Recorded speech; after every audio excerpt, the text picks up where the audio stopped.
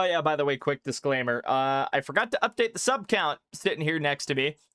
This will be properly reflected in the next edition of the Day After Show. So sorry about that. Again, all credit to you guys for getting me to 300. Thank you so much. All right, let's keep pushing. I'll shut up. So, yeah.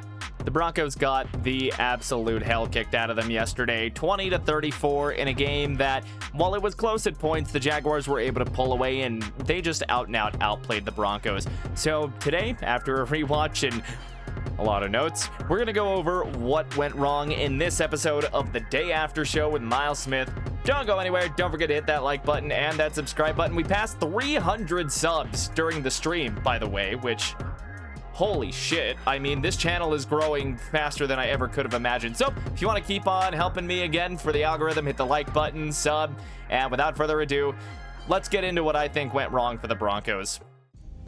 So firstly, and it's kind of an easy one, okay, a little bit of an easy takeaway, and I don't want to sound like a broken record like we kind of have all year, but holy God, do the Denver Broncos need balance in the offense. We're throwing 47 times and running the ball 13, and it really felt like that Sean Payton went away from the run as the run game was starting to pick up here. And there's a certain sequence, it was the second time that the Broncos got into the red zone where they had to kick a field goal at the 4, and it's just a baffling sequence there in the second half where, you know, you're chasing a lot there, and it's what gets us to the final score. But in a 3-possession game where you need 7s and not 3s, it just felt like one of the most kind of egregious sequences of plays. You get the screen to Pat Bryant on first, and keep in mind, this is after the big hitter to Troy Franklin as well. Like,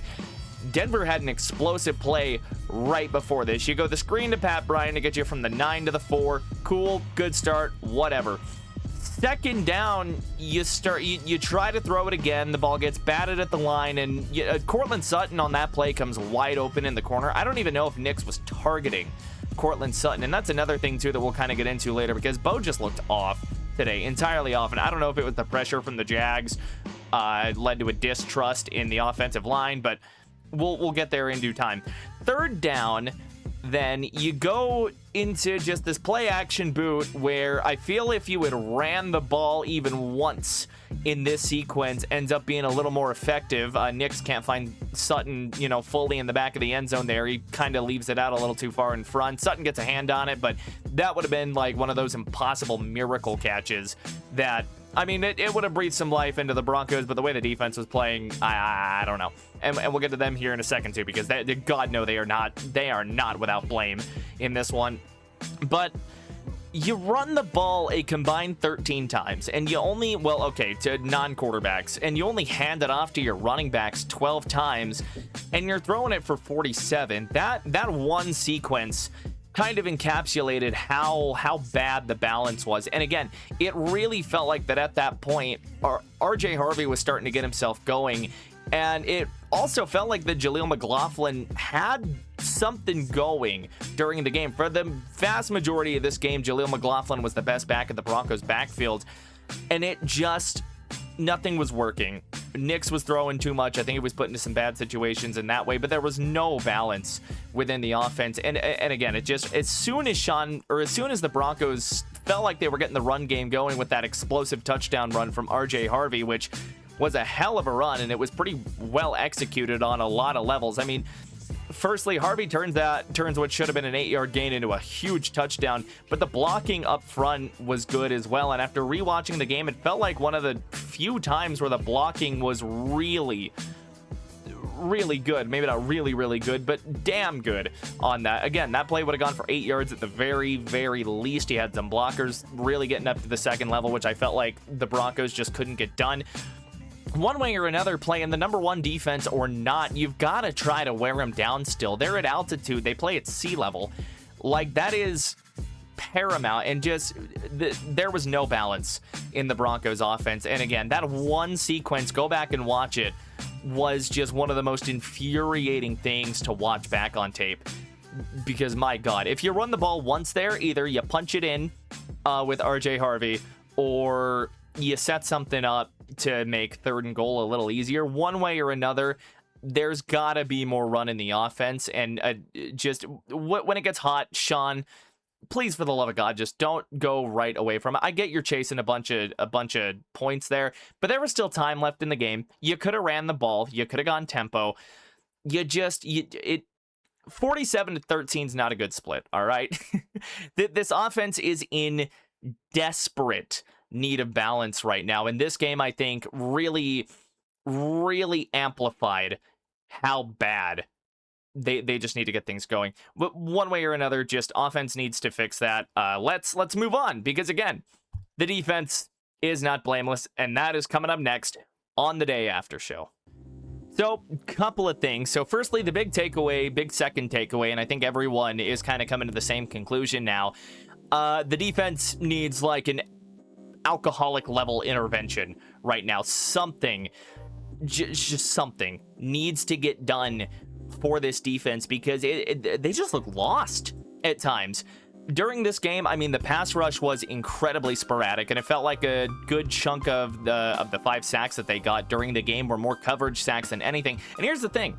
The Broncos, they did the opposite of what they usually do. They started great. They forced 2 3-and-outs in the first 3 possessions, which we're gonna kind of come back to complimentary football. The offense could not capitalize on at all, because they as well go 3-and-out on their first couple of drives, or they had the missed field goal on one of the possessions too. And my thoughts on that, or we'll kind of get into that as we get later into the show. But just I mean, after those first 2 drives, like, it really felt like the Broncos defense was back. They were getting sacks, they were playing good coverage, they were tackling well. Let's put a pin in that. All right, they were tackling well. And then everything just starts collapsing. Rush lanes were collapsing.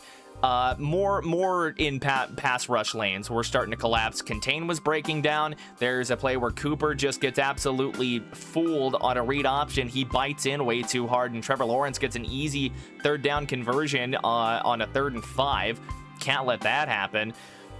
And just throughout the game, no matter how many guys Vance Joseph was sending, either Lawrence always had an out in the flat, which could come down to miscommunication in the defense. There's one instance I think of where Moss takes Jacoby Myers while McMillan is blitzing off of the side, and it just leaves Parker Washington wide open on the left side. And they turn that into a big gain there. They get a first down out of that. And there's a lot going on with the defense. Part of that too, and this is what we put a pin in. Let's pull the pin out right now and just blow it all up. I mean, it's a grenade that we're standing on. The missed tackles and the over pursuit was probably the most egregious it's been all season long. Riley Moss got tagged on 2 of them to the same guy on the same route. Like, buddy, the first time, sure, whatever. The second time, you've seen that before, my guy. And you're still over pursuing. PJ Locke over pursued on a play. Jahdae Barron over pursued Travis Etienne to let him into the end zone.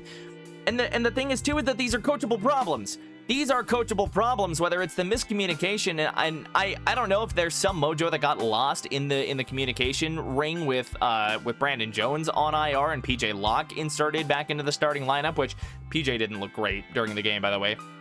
There was a play where Washington should have had a huge play over the middle with Locke tailing him in coverage. And that was during that kind of back end of the game. It was on one of the Broncos stops while the game was, I want to say, still within 2 possessions with about 8-9 minutes left. I would have to check my notes on that, but just busted coverage all over the place during the game. And the Jags didn't get a lot of yards. To be fair, they were starting with pretty good field position, and some of that does come down again to the offense not executing well.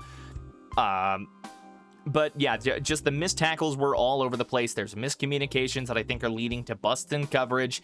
And overall, I mean, like, the Broncos pass rush was almost completely stymied. I know they put up 5 sacks, and I know it looked pretty, but on a lot of dropbacks for Lawrence, I had a couple of plays where I'm sitting there counting 1 1,000, 2 1,000, 3 1,000, somebody get there, 4 1,000, and just nobody was getting home.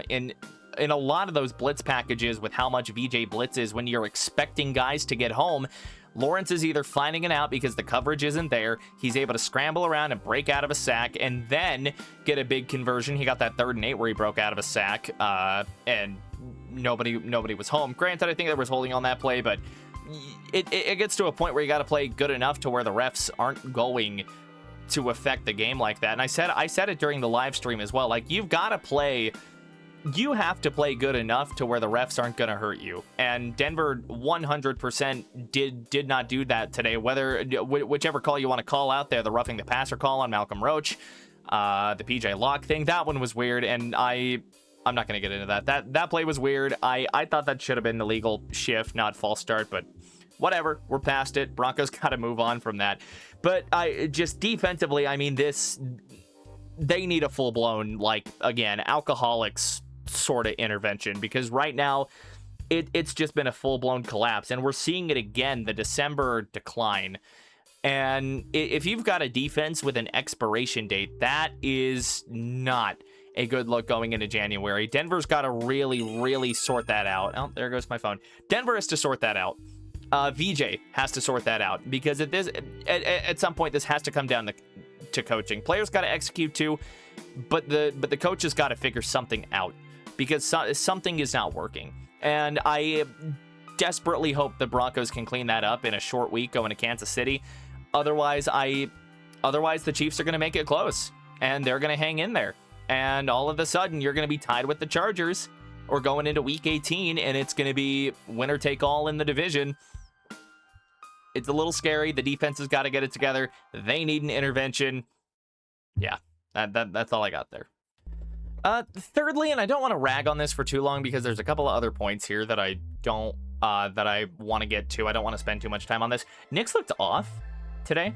Like, I think there were a few, well, more than a few. There were more than a few throws where Knicks just completely misses the guy. The play to Pat Bryant that would have converted a third down later on in the game, where he's running towards the right sideline. Knicks just throws it behind him. I get that Bryant dropped it, but because the pass was behind him, he had to spin around to get it. It's a hard catch, and I understand that.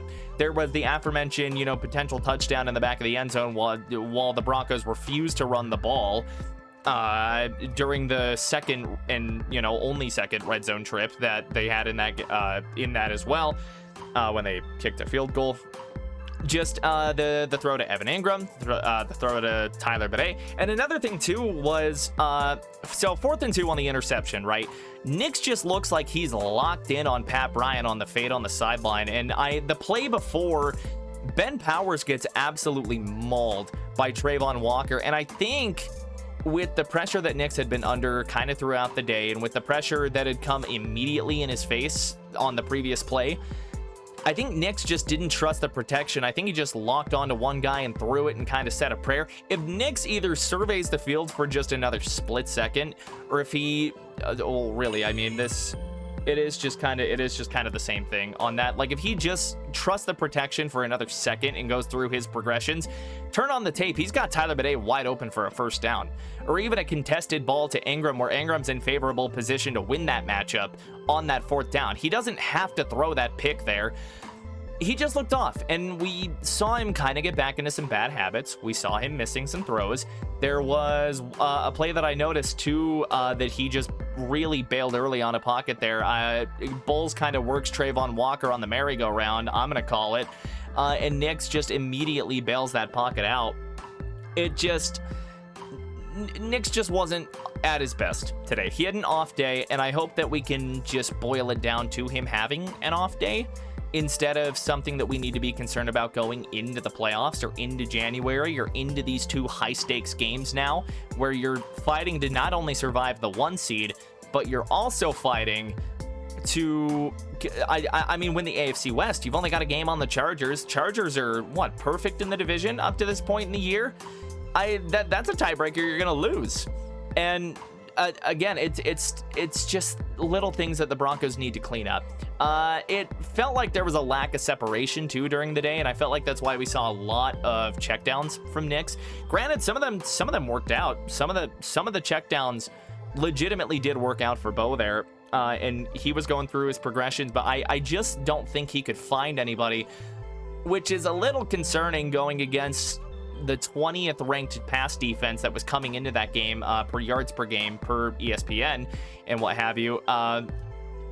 Stupid penalties, however you want to characterize them, stupid penalties. Garrett Bowles, 2 false starts, we can't be doing that. A hold on a kick return, can't be doing that. Just more shots in the foot for the Broncos, and for once they could not overcome the little things that were starting to chip away at them or eat away at their momentum these past couple of weeks. And, you know, we come back to the little things. Tackling. That's a little thing that can snowball into a huge thing. We saw what should have been a 5-yard completion turn into a 63-yard completion and get the Jags inside of the Broncos 5. So little things that the Broncos need to do way better if they want to win this division. And again, I definitely think they're going to go in and they're going to look at these things, but it's just frustrating. Yeah, I do want to finish this off, though. I want to finish this off with some hope. It's kind of a well-known stat here within, you know, Broncos country that each Broncos Super Bowl team has at least lost a game in December. The hope here is that this loss is the wake-up call that gets Denver to finally address some of those things that maybe have been swept under the rug a little bit. What I can tell you, though, is Vance Joseph needs to take a hard look in the mirror and figure out what's going wrong and what they need to coach out right now, because it's been rough this month. It has 100% been rough since coming off of the Week 12 bye.